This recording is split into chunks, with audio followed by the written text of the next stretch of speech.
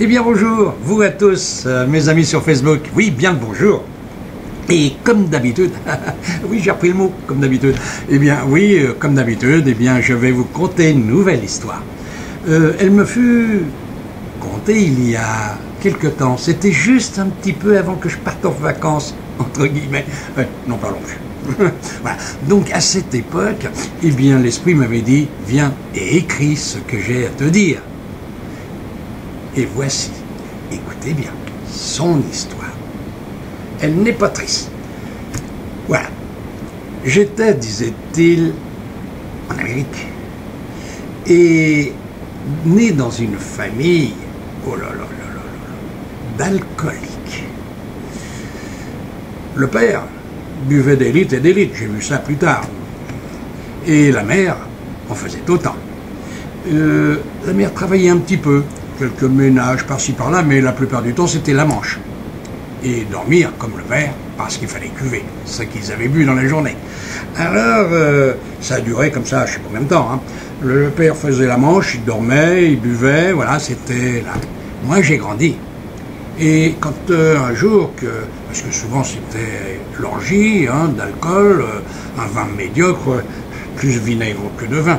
Et c'était parce que, disait-il, il est fort, ce vin, et il a du goût. Ah, ouais, rien que l'odeur, oui, c'était bizarre.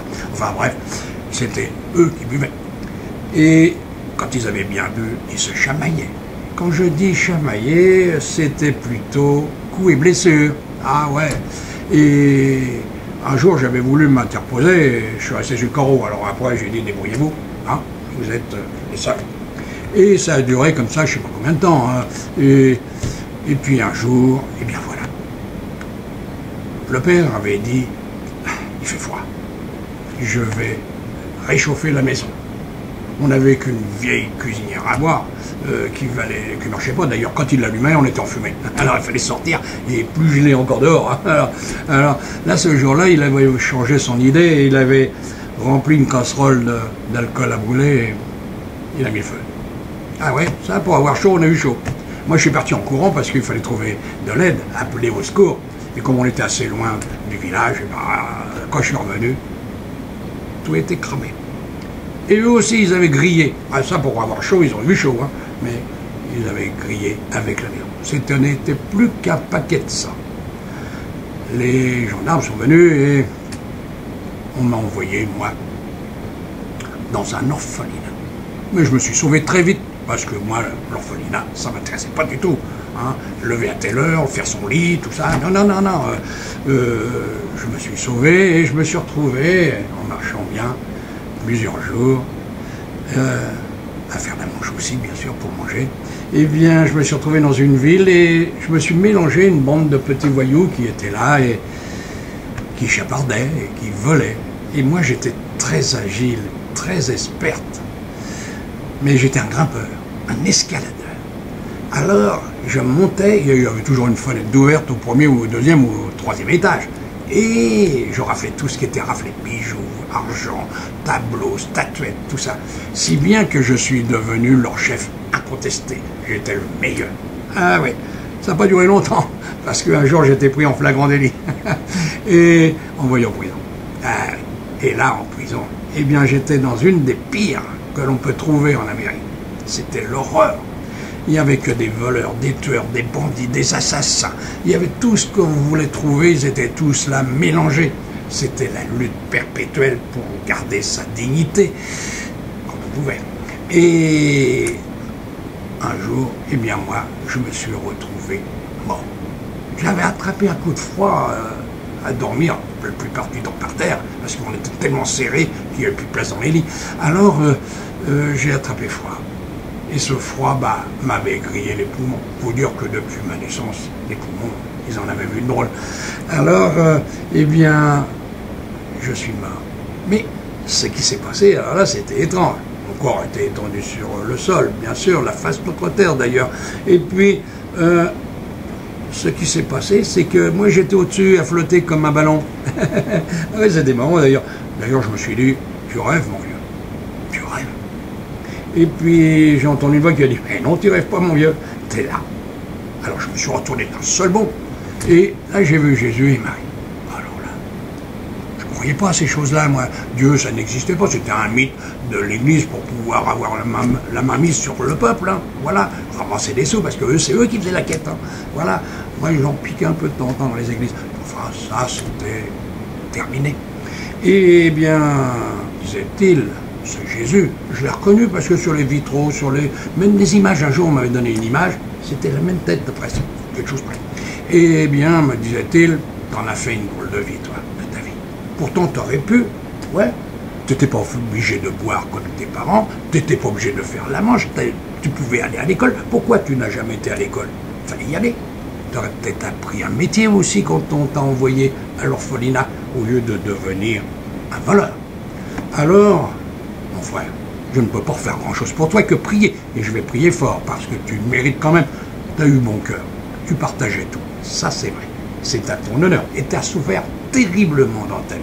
Alors, ça va marcher dans la balance. Hein, du côté le meilleur quand même.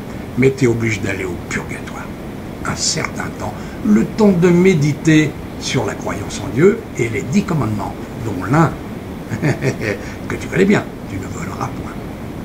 Alors, disait Jésus, je te dis adieu. On se reverra un jour, sans aucun doute. Et là, il s'est passé un phénomène. C'était clair, c'était lumineux, c'était, comme on dit, le fameux paradis. Eh bien, ça s'est éteint lentement, très lentement. Au point que même à un moment donné, il faisait presque sombre, j'avais envie de retenir tout ça, mais je ne sais pas comment. Je ne voulais pas rentrer dans la nuit. Et ça fut la nuit. Et une nuit terrible. Elle était intense, forte, puissante, au point que on ne voyait rien. Et à chaque fois que je voulais faire un pas, je butais dans des pierres, dans des cailloux. C'était tout le négatif, j'ai su ça après, que j'avais créé sur la terre. J'y suis resté un temps infini. J'ai pleuré, crié, supplié, appelé au secours Dieu. Oui, jusqu'au jour où enfin ça s'est ouvert. Quand je dis ouvert, c'est allumé. Et là, j'étais ébloui pendant un certain temps, je ne pouvais même plus ouvrir les yeux. Et quand je les ai ouverts, ma famille était là, c'était merveilleux. J'ai reconnu ma mère, mon père, et puis ils avaient changé, ils étaient devenus mieux. Eh oui. Et puis d'autres mères, parce que j'avais vécu un nombre de fois. Alors j'ai été heureux pendant un certain temps. J'ai voyagé, j'ai fait plein de choses avec mon guide. Et puis un jour, il m'a dit, tu sais, il va falloir que tu reviennes sur Terre. Alors préparons ta nouvelle vie. Et on est maintenant dans les zones terriennes. Et là, je ne sais pas si je serai un garçon, si je serai une fille, je ne sais pas si je serai riche, si je serai pauvre, si je serai noir ou blanc. Je ne sais pas tout ça. Il faut que je réfléchisse, il faut que je vois ce qui sera le mieux pour moi plus tard. Je vais travailler à ça.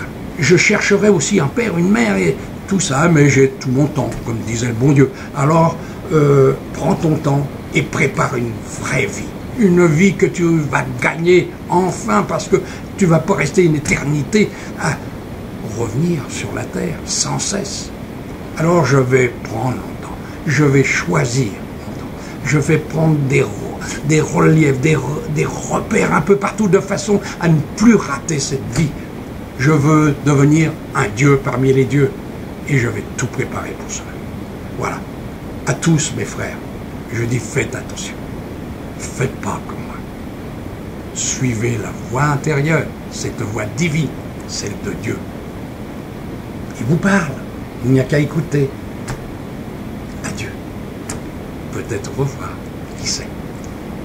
Eh bien voilà, cet esprit m'a raconté cette vie et m'en avait dit d'autres encore, mais le temps compte et puis les secondes passent. Je suis obligé de vous quitter moi aussi. Alors je vous laisse et je vous dis à bientôt mes frères. Je vous conterai une autre histoire. Vous avez vu celle-ci, elle n'est pas facile à digérer pour lui. Allez, au revoir, il va revenir. Comme nous, on est revenus.